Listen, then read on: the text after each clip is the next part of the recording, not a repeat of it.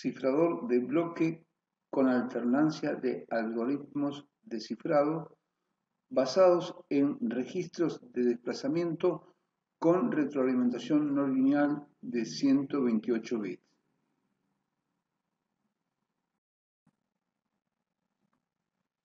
Autores: el magíster ingeniero Andrés Francisco Farías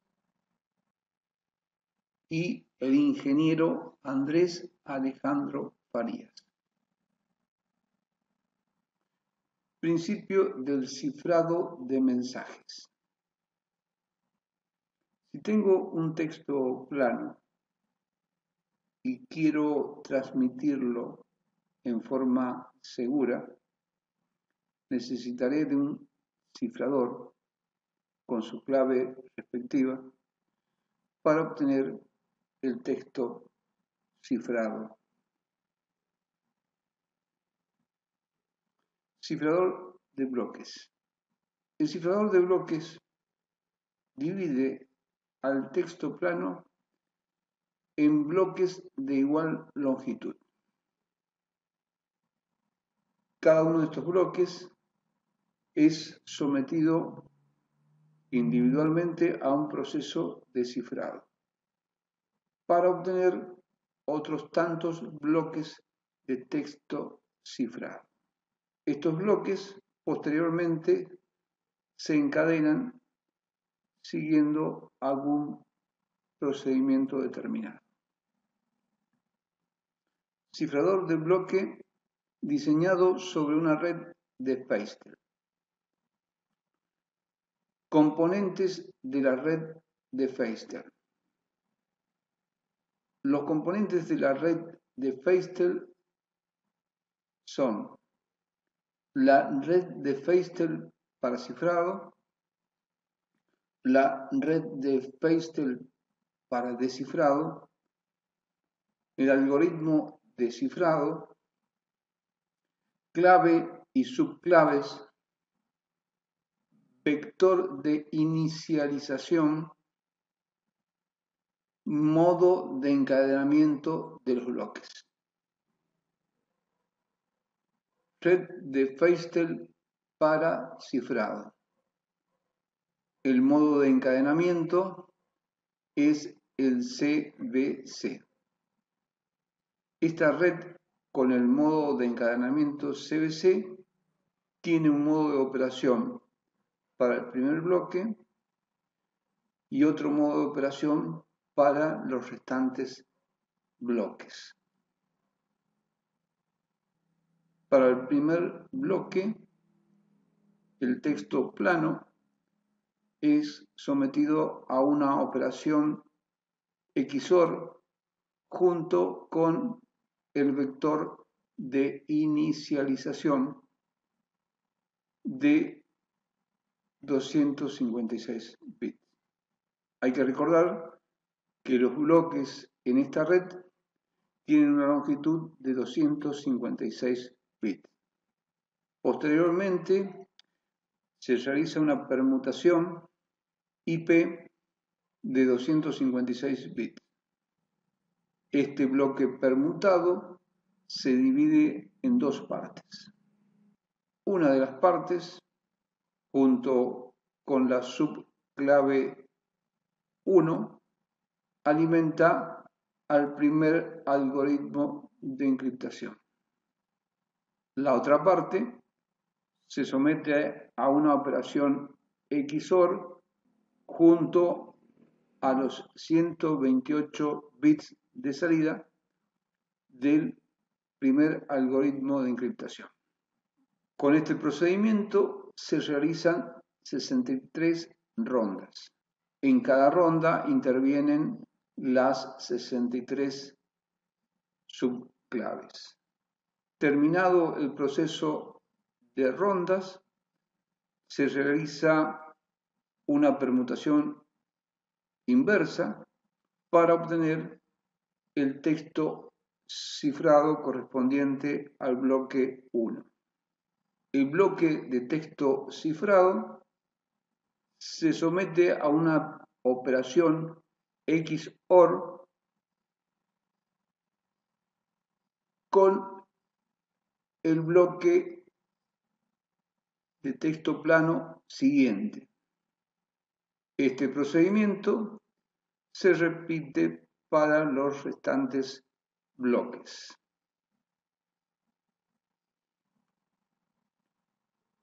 Red de Feistel para descifrado. El modo de encadenamiento adoptado es el CBC. En esta red de Feistel para descifrado también tenemos dos procedimientos.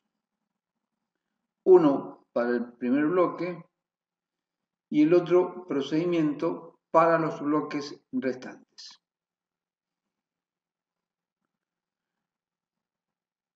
Para el primer bloque, iniciamos la operación con el primer bloque de texto cifrado de 256 bits.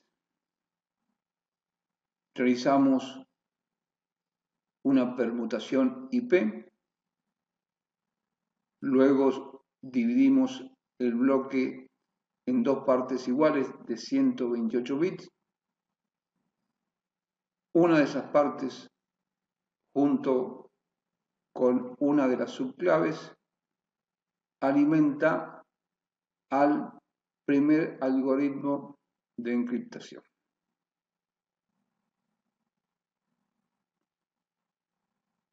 La otra parte se somete a una operación XOR con la salida del algoritmo de encriptación.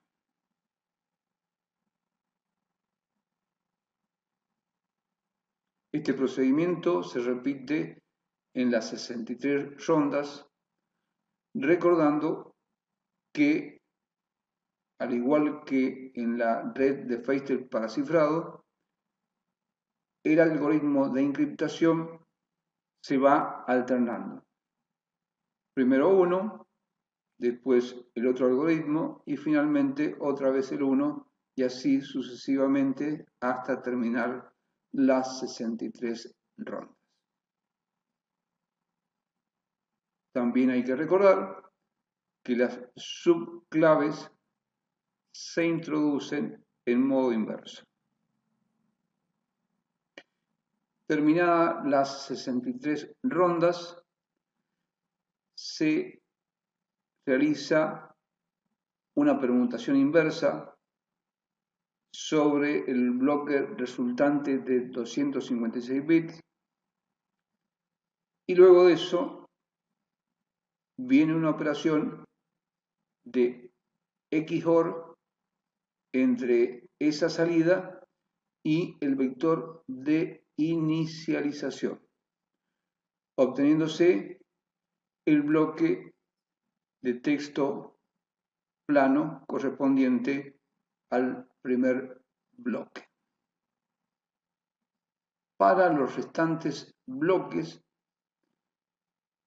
se toma el bloque de texto cifrado anterior y se realiza una operación XOR entre la salida de las rondas y este bloque de texto cifrado del bloque anterior, obteniéndose el texto plano del bloque sobre el cual se está trabajando.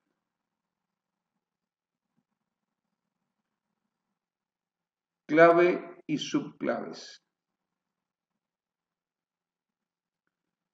Se trabaja con una clave de 128 bits, de las que derivan 63 subclaves que son las que van a intervenir en cada una de las rondas. El primer paso es permutar la clave de 128 bits. Luego de esa permutación se divide el resultado en dos bloques de 64 bits cada uno. Estos bloques sufren un corrimiento hacia la izquierda de determinada cantidad de bits. Luego se unen nuevamente para formar un bloque de 128 bits que es sometido a una nueva permutación para obtener la subclave correspondiente a una de las rondas. Este procedimiento se repite 63 veces de modo tal de obtener 63 subclaves para las 63 rondas.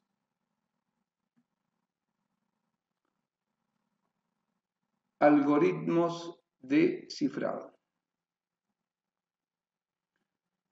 Este cifrador de bloque trabaja con dos algoritmos de cifrado que se van alternando en las rondas que componen el sistema.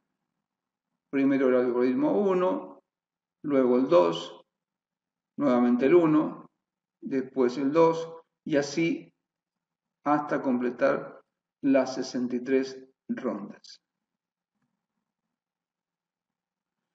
Los algoritmos de cifrado son iguales, trabajan de la misma manera. Primero, la subclave se somete a una operación XOR con la mitad del bloque de texto.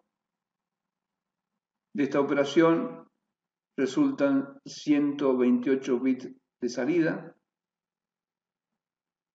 Estos 128 bits alimentan los estados iniciales de los registros de desplazamiento con retroalimentación no lineal. Una vez cargados los registros, se realizan 128 ciclos. Realizados los 128 ciclos, se obtienen 128 bits de salida. Los registros de desplazamiento con retroalimentación no lineal están conformados por funciones de filtrado no lineales. Estas funciones son funciones booleanas y en este caso son funciones booleanas de 4 variables.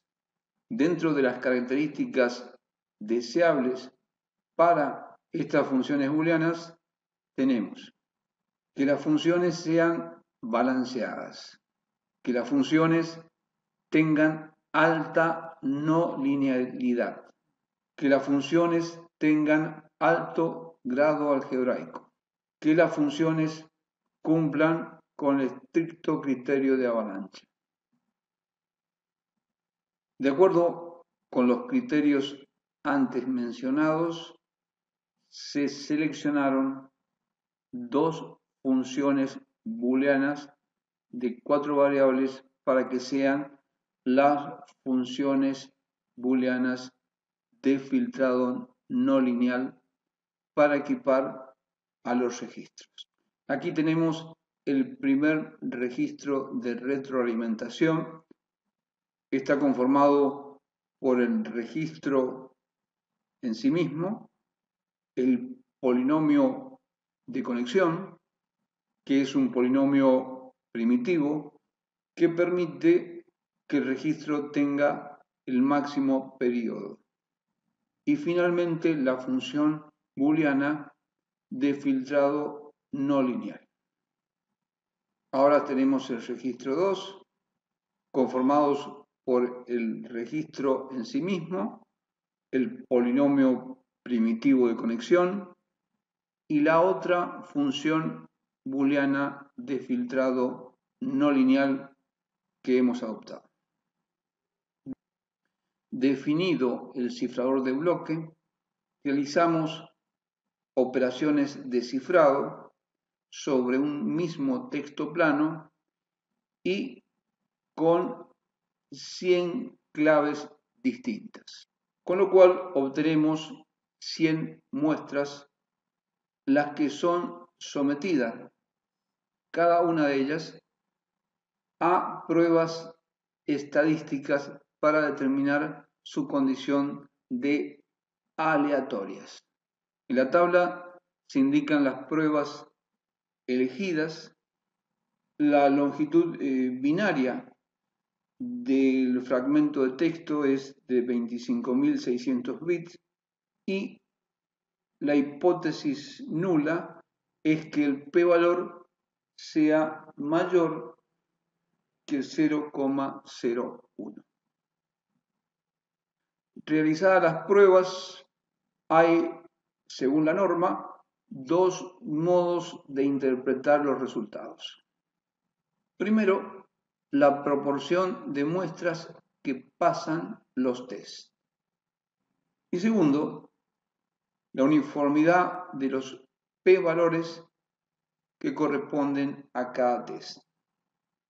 Para analizar la proporción de muestras que pasan las pruebas, realizamos una operación gráfica, donde tenemos un límite superior y un límite inferior en función de la cantidad de muestras y del nivel de significancia. En este caso, alfa es igual a 0,01. Realizado este cálculo, graficamos los límites superior e inferior. En la tabla se indica el resultado de las pruebas. Con los datos de la tabla anterior, realizamos un gráfico de puntos para determinar si los mismos caen dentro de los límites. Efectivamente, esto es así, por lo tanto, la proporción de muestras pasan efectivamente las pruebas. Para determinar la distribución uniforme de los p-valores, realizamos para cada prueba el cálculo del chi cuadrado. En base a estos resultados, determinamos el valor de p para cada frecuencia y lo comparamos con el p-valor de referencia, que tiene que ser mayor al 0,001.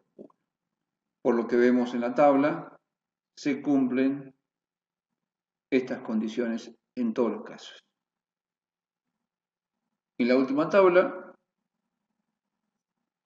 hacemos el análisis final, donde indicamos que en los dos métodos las pruebas se superan con facilidad. Finalmente hacemos un gráfico de frecuencia de caracteres de texto plano, luego un gráfico de caracteres de texto cifrado y finalmente hacemos la comparación de frecuencias de caracteres de texto plano y texto cifrado, donde se nota una importante diferencia. Muchas gracias por su atención.